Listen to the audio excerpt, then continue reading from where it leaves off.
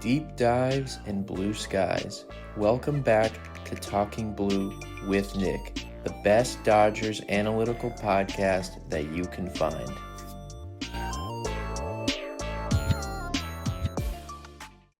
Ladies and gentlemen, welcome back to Talking Blue, the best Dodgers analytical podcast that you can find. I am your host, Nick. You're listening to episode 106 of Talking Blue. We are here today to recap the Dodgers, the Padres. The Dodgers get the series win, as you can see by the title of the video, and as you probably watched this weekend.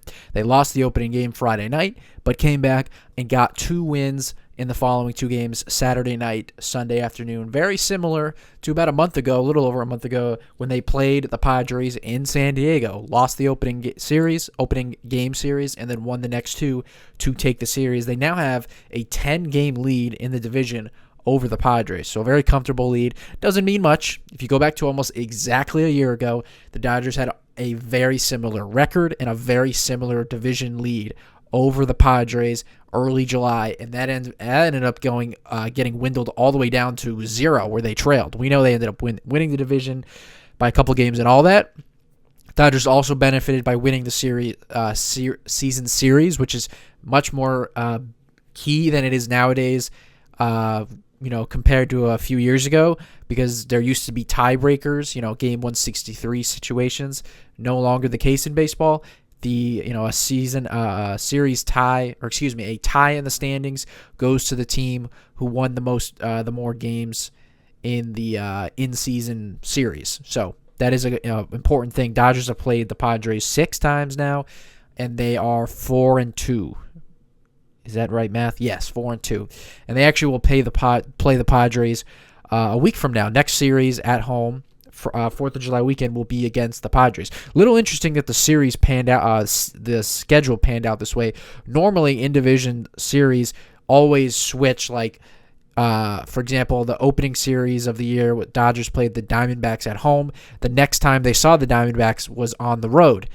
The first time the Dodgers played the Padres this year was in San Diego. So I actually, up until a few days ago, thought that this series was in Dodger Stadium, but it obviously wasn't. So kind of odd. You usually don't see that stuff with the schedule. But anyways, a Dodgers series win, and we're going to get to all that stuff.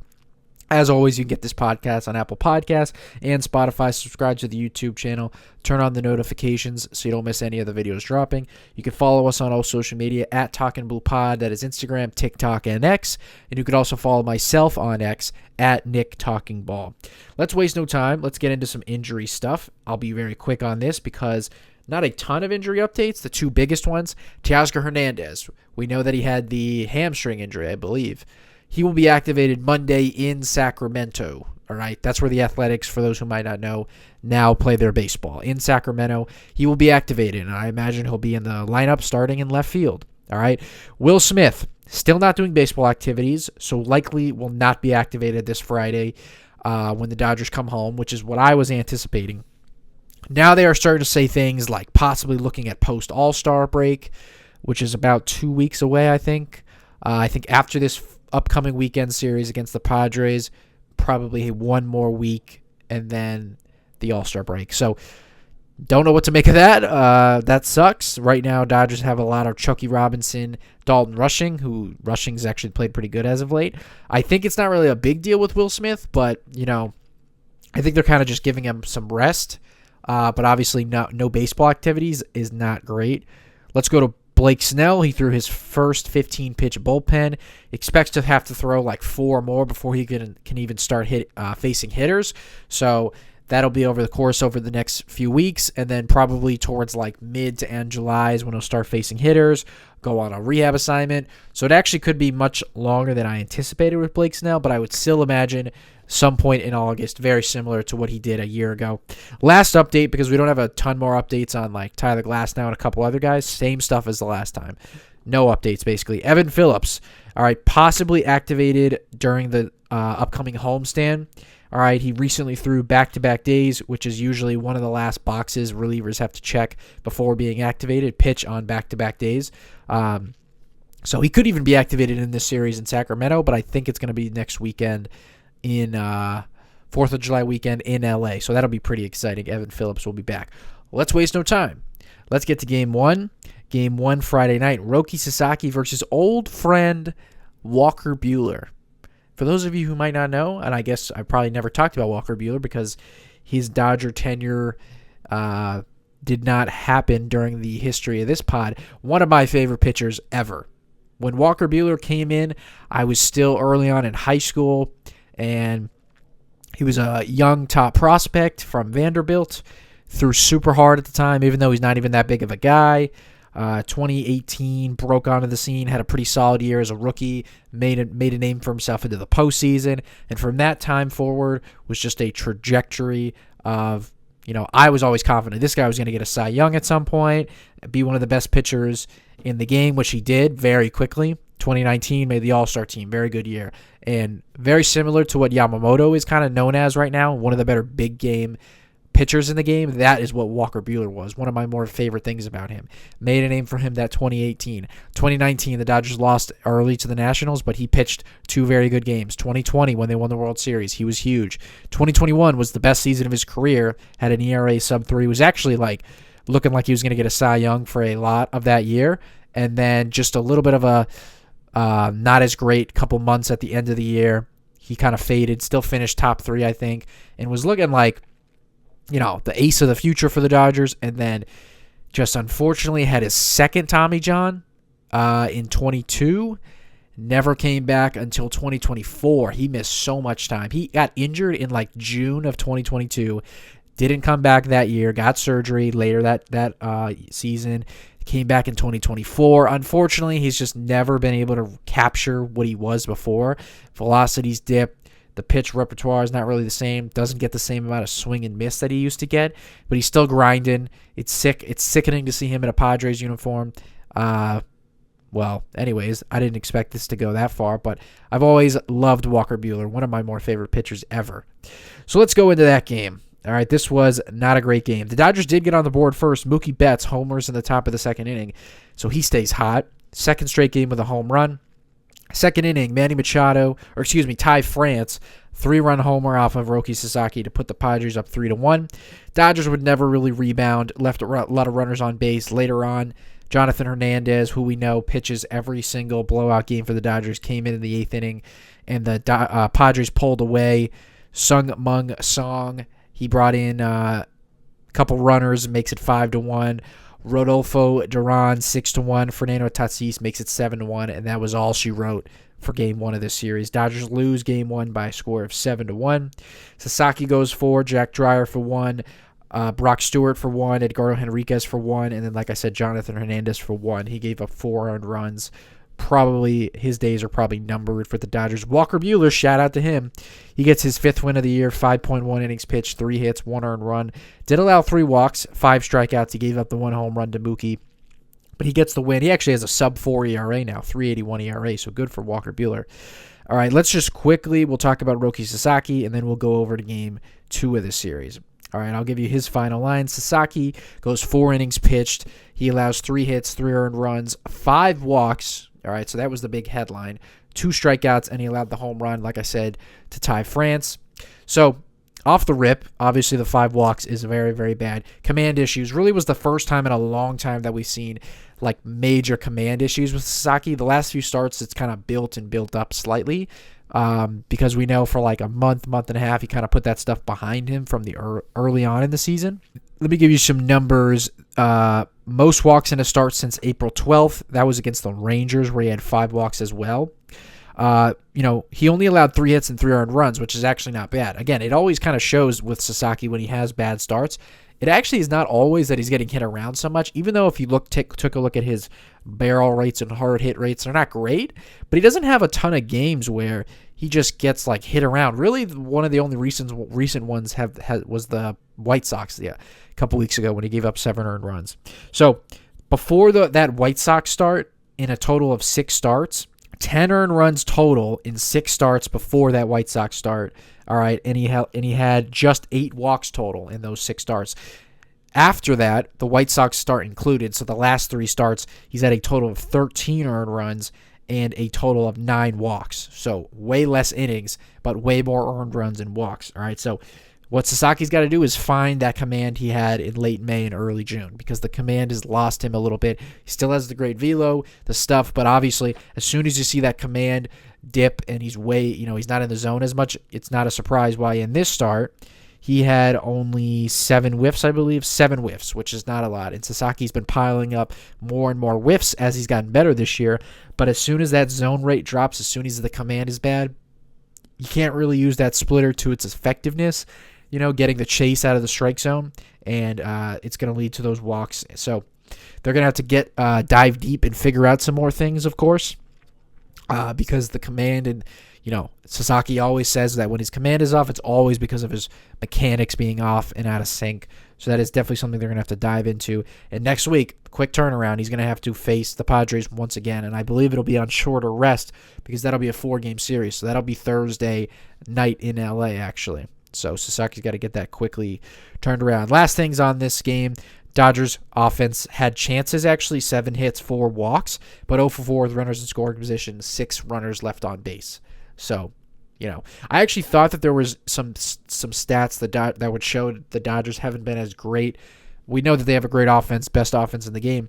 I thought there would be some numbers that suggest they're not as great with runners in scoring position. I dug into the numbers. They still are like top 5 runners in scoring position. I do believe they have really bad numbers with the bases loaded for some odd reason. That actually got better in this final game on Sunday. Mookie Betts had a big hit. We'll get to that, but anyways, it's just they didn't get the big hits with runners on base in this game, and they lost the game. So let's go to game 2.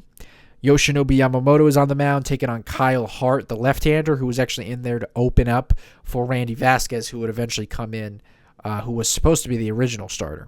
So in the top of the second inning, Tommy Edman doubles to center field to make to put the Dodgers up 1-0.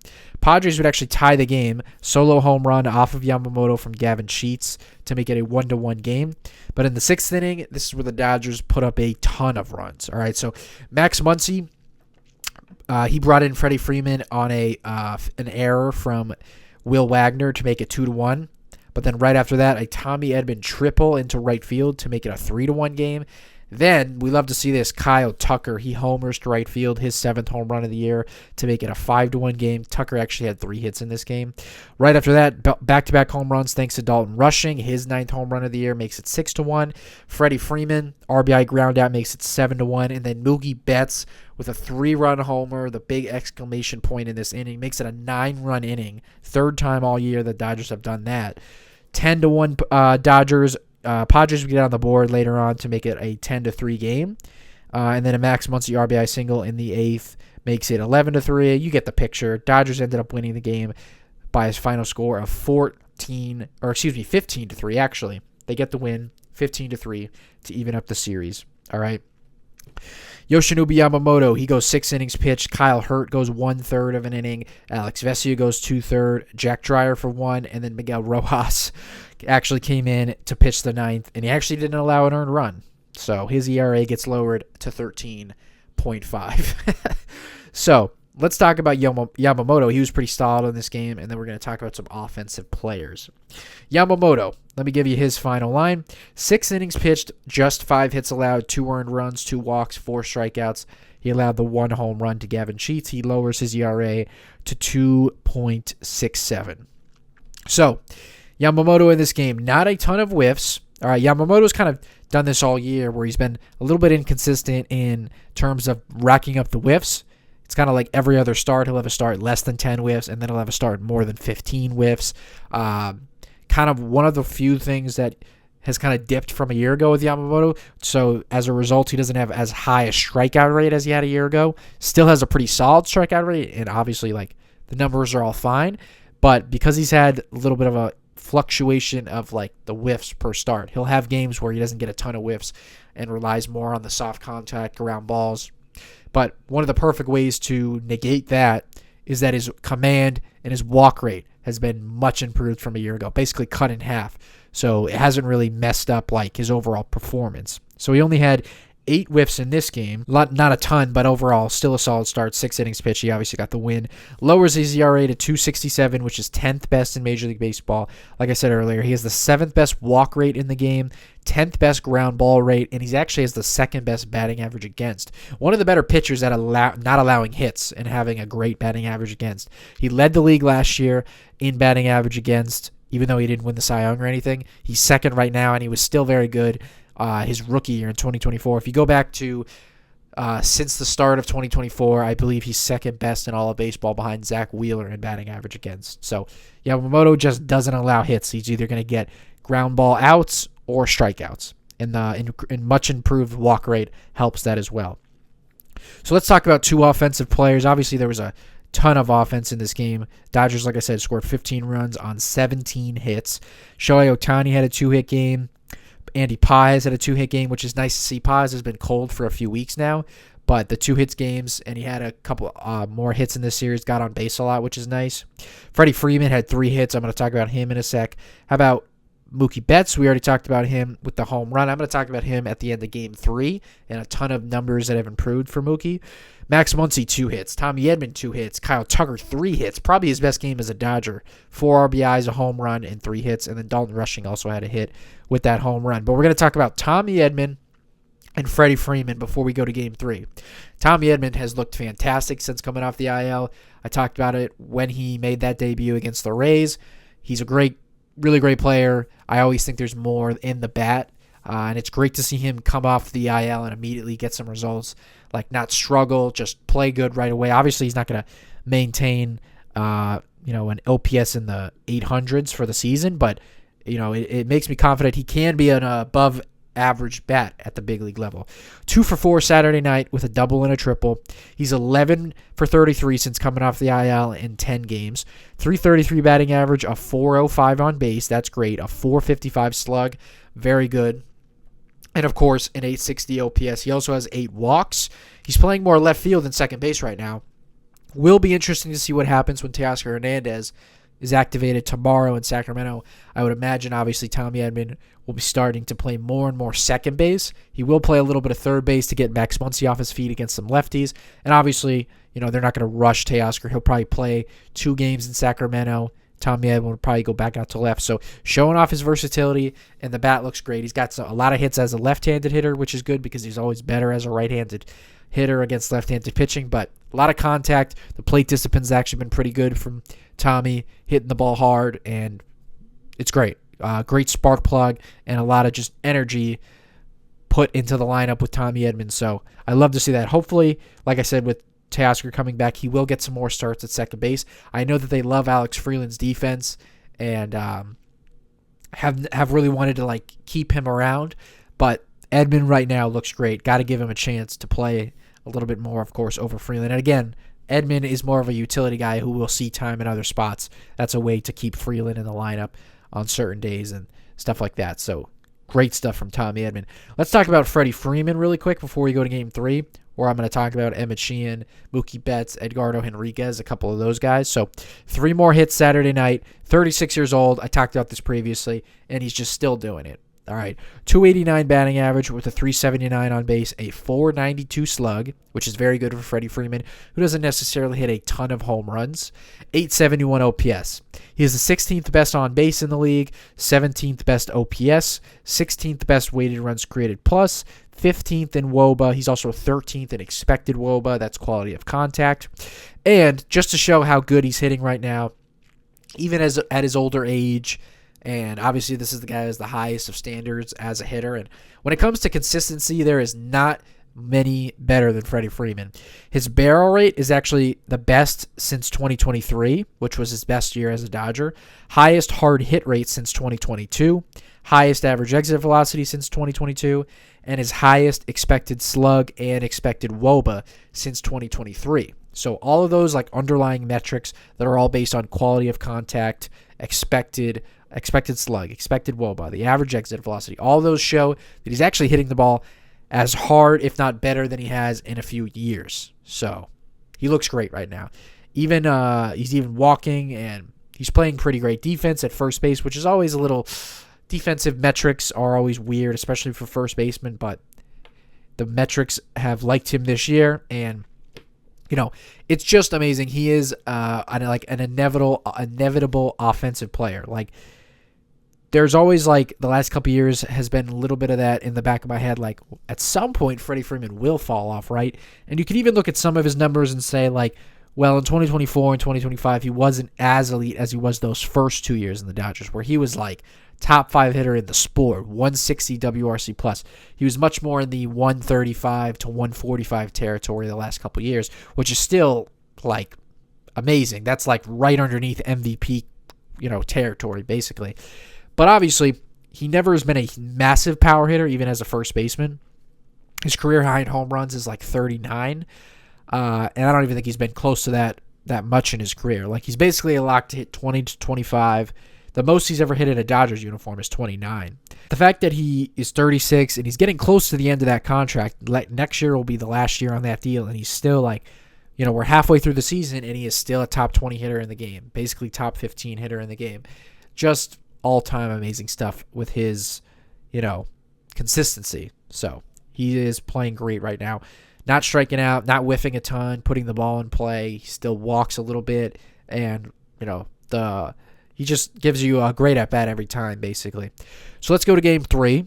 I know I'm keeping things moving, but we're going to talk a lot about Mookie Betts in a sec. So Game 3, Emmett Sheehan versus Michael King going for the series victory, rubber match. The Dodgers get on the board first in the third inning. Shohei Ohtani with an RBI single to left field makes it 1-0. Bottom of the fourth inning, Manny Machado ties the game, his second home run of the series. He's been heating up as of late. He got off to a slow start for the Padres. Ties the game 1-1. In the fifth inning, a bases-loaded walk to Freddie Freeman makes it a 2-1 game. I don't know why the Padres didn't challenge this pitch. It clearly clipped the strike zone. But anyways, we'll benefit from that. 2-1 Dodgers, and then right after that, Mookie Betts, RBI single into center field. He stays hot. He had 2 more hits Sunday afternoon. 4-1 Dodgers. The Padres would get on the board in the sixth inning. Xander Bogaerts, an RBI single off of Will Klein, makes it 4-2. But Tanner Scott came in the eighth inning. He pitched 1.1 innings, actually. Didn't allow an earned run, a big-time double play to get out of a jam in the eighth. And then Edgardo Henriquez comes in to get his first save of the season. He gets a nice double play to end the game as well, like Tanner Scott to end the eighth. Unassisted double play to shortstop Mookie Betts to end the game with a nice jump throw. Edgardo Henriquez, his first save. The Dodgers win 4-2. They get their 54th win of the season, and they get the series win over the Padres. 5 innings from Emmett Sheehan, 2/3 of an inning from Vesio, 1 from Will Klein, 1.1 from Tanner Scott, and then 1 inning and the save from Edgardo Henriquez. Let's talk about Emmett Sheehan. His final line. He goes 5 innings pitched, 2 hits, 1 earned run, 2 walks, 5 strikeouts, the 1 home run to Manny Machado. Lowers his ERA to 5.08. 4th win of the season for Emmett Sheehan. Pretty solid bounce-back start. He has struggled the last handful of starts, all right. He did bring the swing and miss to San Diego, as he always does.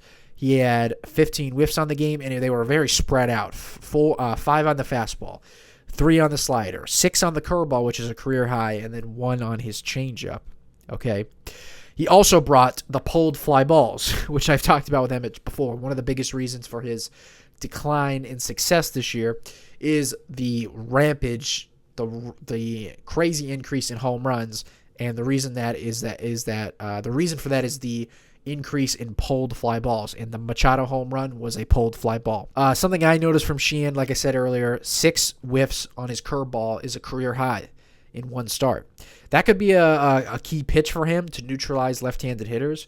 Left-handed hitters are slugging .529 versus Sheehan this year, as opposed to .432 versus right-handed hitters. So that curveball versus lefties is a weapon that he could use a little bit more, maybe increase the usage on that pitch. And I did notice that he had a 2.8 mile per hour increase in velocity. So up from 76.5 to 79.3. So almost like a slower mid-70s curveball to a higher, almost 80 mile an hour curveball in this game.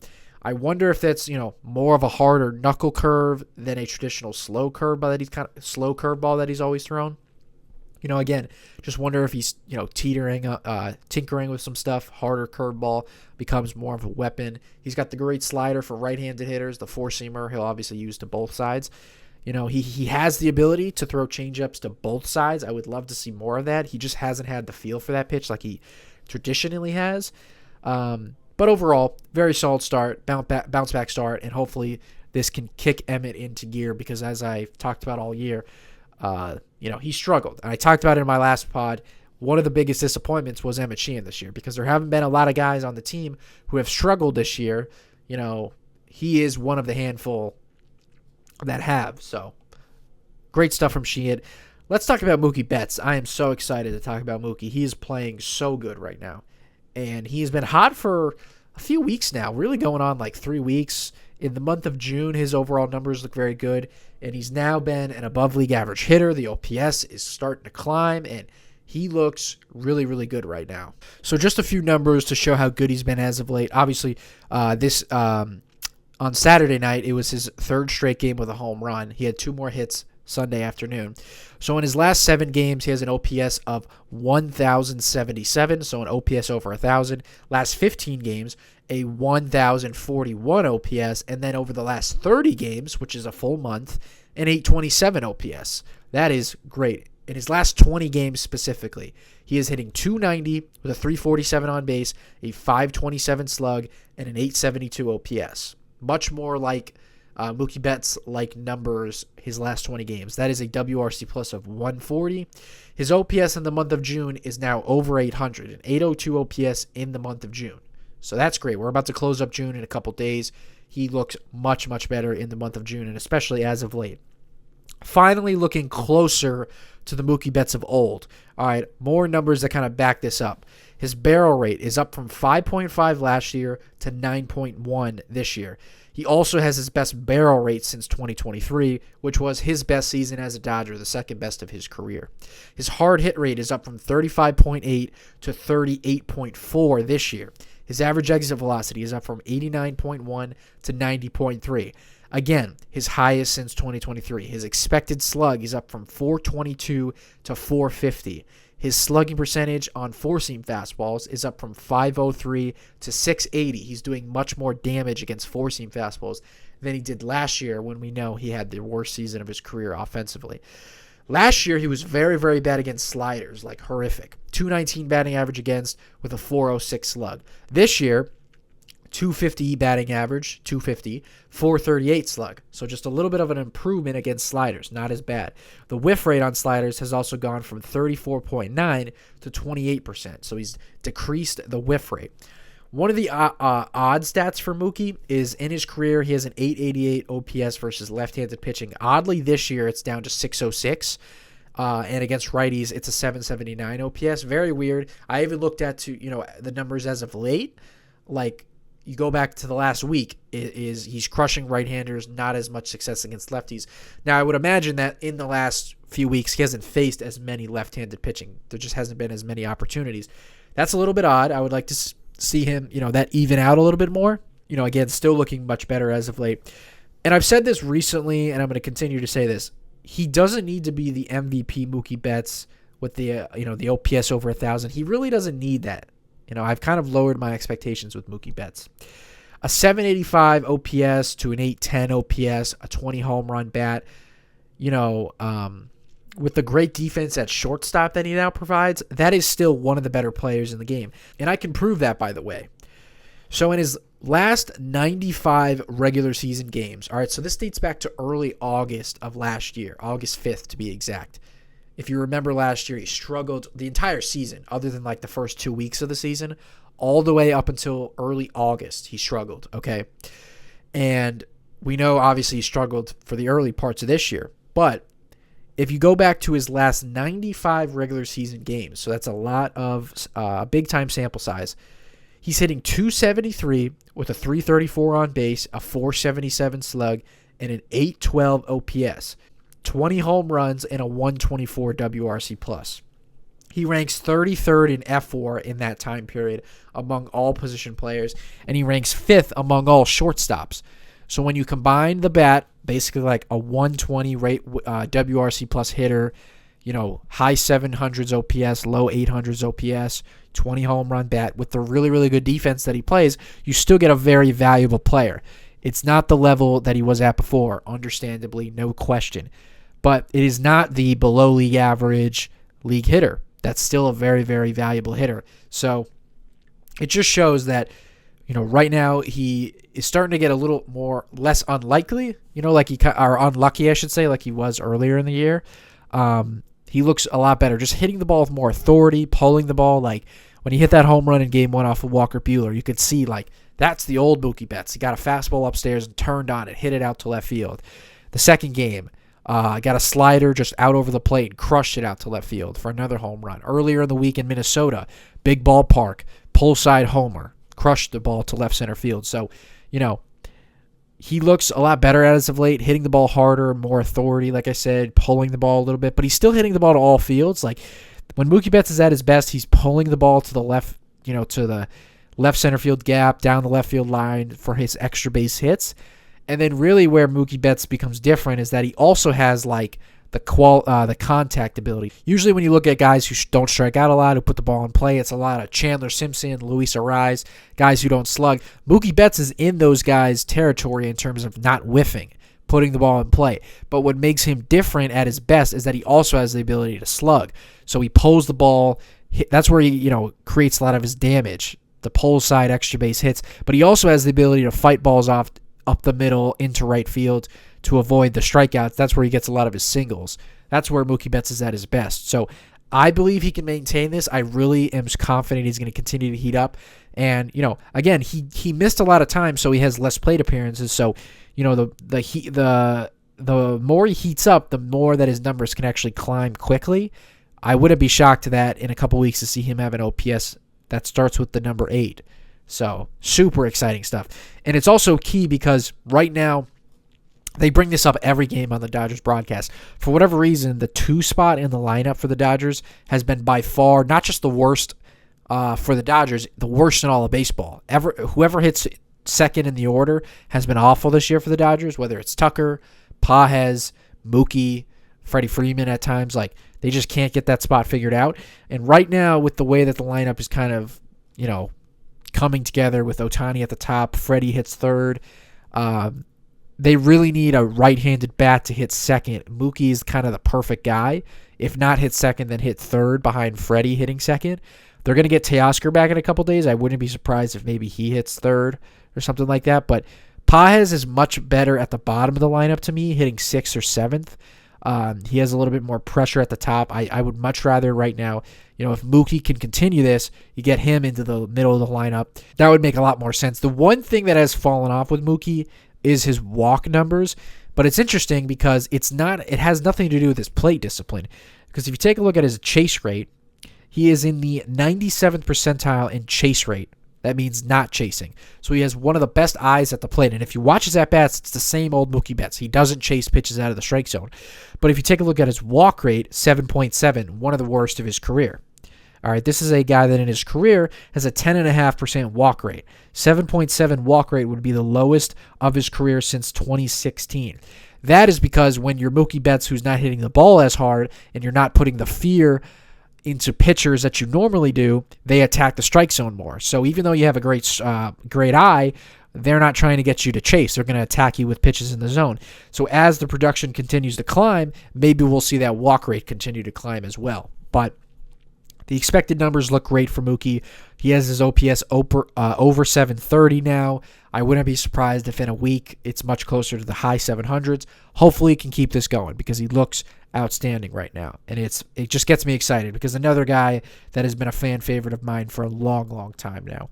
And then before we close up, I just wanted to talk about Edgardo Henriquez and give him a little bit of credit. He got his first save, like I said, this afternoon. He lowered his ERA to 2.76. That is in 32 2/3 innings pitched this year. And Henriquez has a chance, man, to be a lethal weapon for the Dodgers going forward because he's increased some of his swing and miss strikeout numbers. But if you take a look at all the other things that make you a good pitcher, like your quality of contact, Edgardo is already elite. So he is 10th in expected batting average, 10th best in all of baseball. Again, that's quality of contact. 4th in expected slug. 4th. So that means that hitters are having a hard time getting extra base hits launch angle, balls into the gap, that kind of stuff. He is 10th in expected WOBA, 6th in average exit velocity. So guys are not hitting the ball hard off of him. He has a very good chase rate as well. 34.9% is very good. He's 11th in barrel rate, 18th in hard hit rate. Obviously, he's the second hardest throwing pitcher in the game behind Mason Miller. He averages 100.6 miles per hour on his four-seam fastball. His strikeout rate has jumped up again. Earlier in the year, I talked about this with Jack Dreyer. He was one of the guys as well, Henriquez, that I wanted to see the numbers improve. He has improved the strikeout rate, 23.1% to 26.6%. What's interesting is his whiff rate. His whiff rate has actually decreased. So 29% last year, 29% last year to 26% this year. That's decreased. His zone rate has also decreased, 53% last year to 45%. But he's also getting more chase. So that has helped. Like, even though his walk rate is slightly improved, it hasn't really killed him. Because he gets more chase, that obviously helps cover up some of the balls out of the zone that lead to walks and just balls overall. So his chase rate, 29% last year to 34.9% this year. He has a very, very nasty fastball combination. Fastball, sinker, four-seam fastball, sinker, and cutter. He also has a slider and a curveball. Four-seam fastball has a 206 batting average against with a 24% whiff rate. Not a ton of whiff on that pitch, but obviously it's still a good pitch. And when you throw that hard, I mean, who is timing up 102 miles an hour? It's hard to hit 100 miles an hour. His sinker, which also averages 100 miles an hour, 154 batting average with a 16% whiff rate, which is very low. But again, that's a pitch that, you get the opposing hitter to beat that ball into the ground. His slider, also 154 batting average against, but this is where he gets his whiffs, 39% whiff rate. His cutter, which I actually think he should increase the usage on this pitch. I think it's a very good pitch, averages like 95 miles an hour, 222 batting average against with a 40% whiff rate. That's a very good pitch for him against left-handed hitters. I really like his fastball combo. It's very reminiscent of Cam Schlittler of the Yankees right now. That's the way he's getting hitters out, just tunneling four-seamers off of sinkers, off of cutters, occasional slider. Edgardo Henriquez is doing that right now. So looking very, very good. And who knows, at some point this guy could become a true high-leverage, trusted reliever, maybe as early as this year. Yeah, I think he just turned 24 years old, so he's a super young guy. And as soon as he really, really figures out the strikeout numbers and the whiff rates, probably looking at a closer in the future. And before we wrap up, Dodgers will go to Sacramento to take on the A's. That's pretty cool. Haven't been to Sacramento. Obviously, the A's, who are going to Vegas in a couple of years, temporarily play in the minor league ballpark that's up in Sacramento, so that's cool. It'll be hot, I'm sure, and the ball will be flying. The ball flies up there. So it'll be Eric Lauer Monday taking on Gage Jump of the A's, one of their top prospects, left-handed pitcher with very nasty stuff. So that'll be a very difficult matchup for the Dodgers in that start. Justin Robleski will take on Jeffrey Springs Tuesday, and then Shohei Ohtani, who pitches every Wednesday, just like all these guys, six-man rotation, are all pitching the same days. JT Ginn will pitch Wednesday in Sacramento. So A's are not that great of a team. Would love to see a series sweep. The ball should be flying. Should see a lot of offense. Should see Teoscar Hernandez in there. Would love to see Kyle Tucker continue to get better. Mookie Betts, those are the two guys at the top of my list of improvements. And right now they're looking pretty solid. I'd love to see Tucker get on the same heater that Mookie's on right now. But that's all I have for you guys. This was a great series win. Dodgers look really good right now, and we're very close to the month of July. All right, so I hope you guys enjoyed. Have a very great night. You can get this podcast on Apple Podcasts, Spotify, and YouTube. Follow us on all social media at Talking Blue Pod, and follow myself at Nick Talking Ball on X. This is Talking Blue Pod. Thank you guys so much. Have a great night, everybody.